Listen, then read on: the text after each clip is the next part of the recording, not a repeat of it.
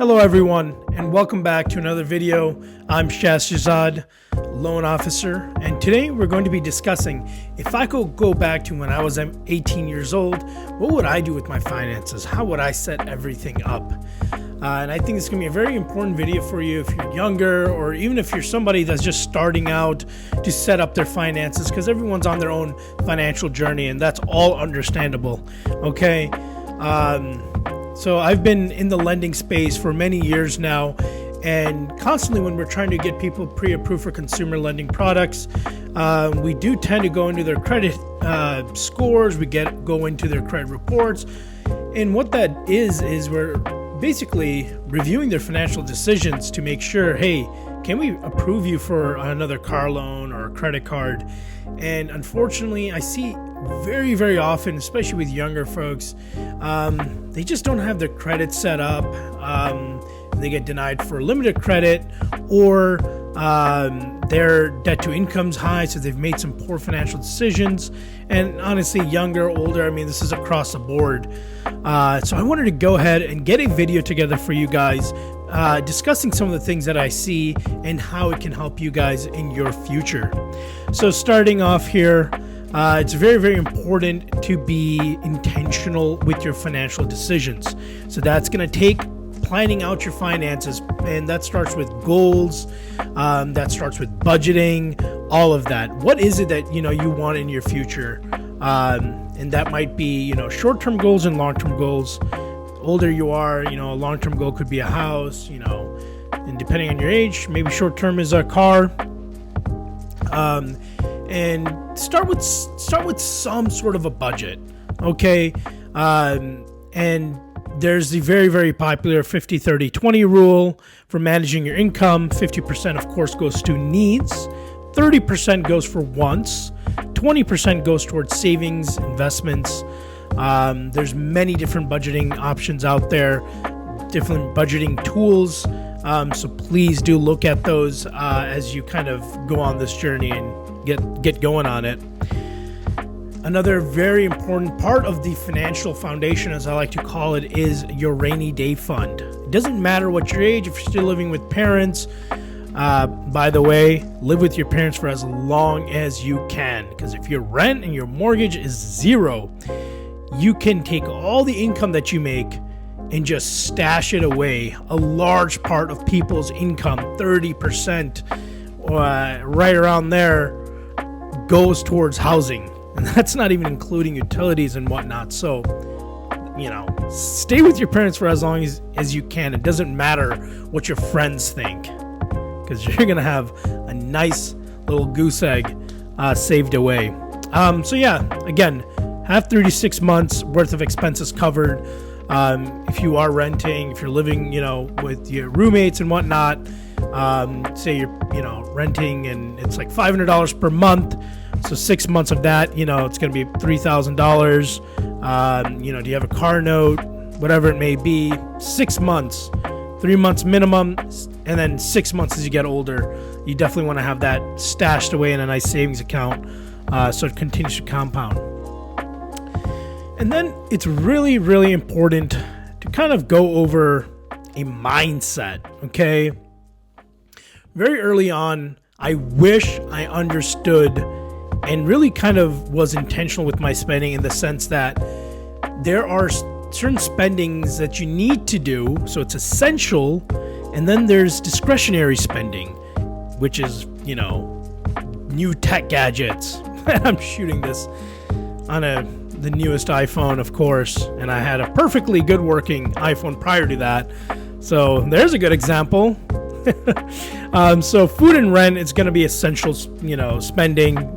You have to have a roof over your head, got to have food, and then discretionary spending will be those Jordans you're taking a look at, okay? Just so your friends can look at it and be like, sick, dude. Cool. Two fun words. Nice little pat on the back. I know, trust me, it's, I'm speaking to myself here, right? When I made this video, I was like, what would I do if I could go back? I spent a lot of money on things to think like, hey, what would people think? Oh, these new shoes, this new that, whatever. And it goes down the line. So essentials, versus discretionary spending, very important. Get the mindset right now. It's going to save you a lot of money towards your future. The money you're not wasting on discretionary spending, you can be putting away, into a nice account that just gets compound interest, and you're setting yourself up for the future, right? My next tip here, almost give yourself a crash course. We're no longer in the day and age where you have to go to school for everything. And funny enough, a lot of this is still not in school. You don't learn about credit, personal finance, and whatnot in school. It's bonkers to me. And that's one of the reasons why I'm even on here. I want to help people. Okay, so go on to YouTube, one of the greatest schools on the planet, to learn anything that it is that you want to learn. And, start looking at some of the top finance people. Okay, they're going to have a lot of good information. Of course, there's lots of books. But that's like big topic here that you want to really put your mind around, because it's going to cost you a lot of money if you do not understand, and that is credit. So as a consumer lender, if you come in with a top tier credit, 740, you could be paying X percent, okay? Now you come with a 640, okay? Now you're paying Y percent, and X could be multiple percentage points less than Y, okay? So your cost to get a car, cost for a house, all of those things become more expensive, okay? A house is a 30-year mortgage, so that rate that you could have gotten can cost you so much money. Similarly with the car, nowadays everyone wants a 72 and 84-month term. Okay, that's you overspending. Those long terms, and then you're at the higher rate because of poor credit just to get that cool car. I just say, guys, grind through school, grind through your jobs, whatever it is. In one day, you'll be able to get whatever it is that you want and do it where you can really easily afford it. That's how you want to think about it. Don't ever internalize financial decisions where you're going to be like, only $100 a month more, only $150 more a month. I can afford it. If I can already pay $300, I can pay $500, $600. No, that doesn't work. It's going to have to work within your budget. Okay. And that's the thing. A lot of financial decisions are made through emotion. And when you make financial decisions through emotion, you're not using enough logic or any logic at all. And that's not a good move. You're going to be setting yourself up for a lot of disasters in the future. Take the emotion out right when you get excited about a purchase. The new iPhone. Sweet. It's slimmer now. Oh my God. It's slimmer. It fits in your pocket better. Fits in your hand better. Oh, the camera has, a little bit more pixels in it. A little bit more color. OLED screen. USB-C charging port. Dude, who cares? Who cares? Is your old charging brick working? Great, it's still charging. It's a little bit thicker. All right, no big deal. It's not, the end of the world. You're not carrying a book in your pocket. Oh man, this marketing just gets to you, and it's set up, right? They're doing case studies, all these test rooms where they are trying to figure out how can we appeal to you, even though we don't have some substantially better product. It's dangerous. Think logic over emotion when making financial decisions. That could be one of the greatest tips I could ever give you, actually. All right, we're going to be avoiding bad debt. Okay, this is kind of harping on the same tune I'm already on. The amount of high interest debts that are out there, credit cards nowadays are in the upper 20s, 30%. 30%. I mean, you're paying such a massive interest rate on your balances. If you're not paying in full, you're doing it wrong. Okay. There's certain parts where it's like, hey, 6 months, 0 interest, and you need a sofa or something, you can leverage that, as long as it fits in your budget and you can pay it off. You can leverage these high points, certain Amex cards, certain Chase cards, and use it to travel. If you can do it right, then fine. But if you are carrying balances, you're paying interest, you're paying late fees, that's not you using credit correctly, okay? Don't do that. Use credit cards for points, cash back, only if you're paying it off monthly. And then the next thing everyone's heard about, okay, compounding interest. Someone can start with $100 a month at 18 if you can start that now, versus me in my 30s starting it.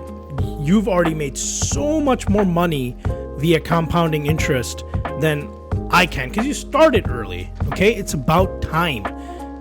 So start investing early, whatever you can afford. Again, that budgeting tip that I gave you earlier in the video can certainly help you with this. Part of that 20% could certainly go into here. You know, learn about index funds, ETFs, mutual funds. Nowadays, a lot of youngsters I talk to are doing these wild parlays, plus 1,000, plus 1 million. You know, they're just like, hey man, I put $100 in this, I can win $1 million. I could be a millionaire overnight. I just need to hit this 18 leg parlay. Is that logic? Okay, trust me, I get it. It's exciting. You see all the green tick marks, and the next thing you know, that one play doesn't work out, and now you lost $100 that you could have invested, could have compounded. You know, it's just one of those things. I get it. Certain things are exciting. Certain purchases are exciting. If you can afford it, if you can budget it, if it's in your budget, sure. You know, just set up these smart spending habits. Do that young.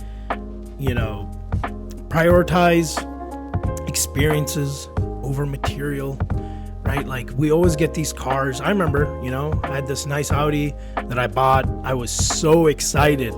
The way it turned on and the sound it made, all the lights came on, the digital cockpit, all of that. Super exciting. And then over time, it just wears on you. And then the next nice thing comes out.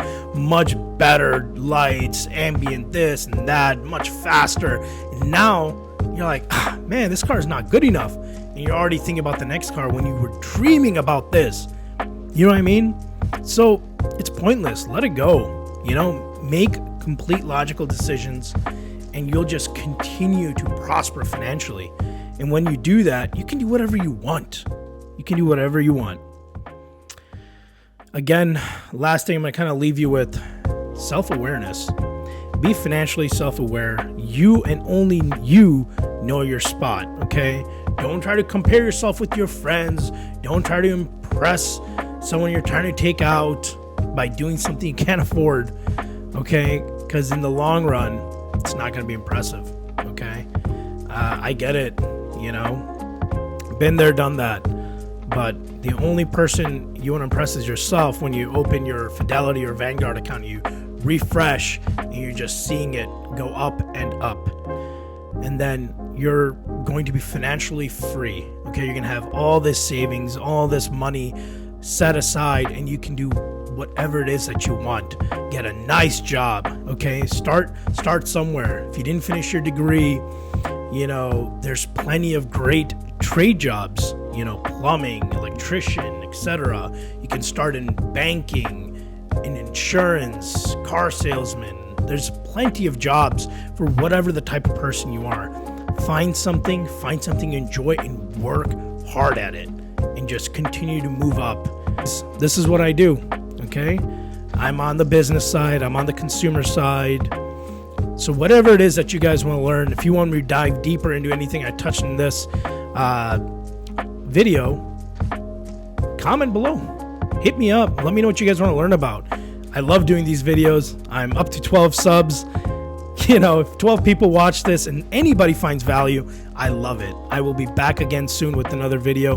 Thank you so much for watching. Thank you for subscribing. Share with your friends. If you have a cousin, 18 years old, any younger girls and gals, send it over, and hopefully they find some value. Thank you guys. I'll see you in the next one.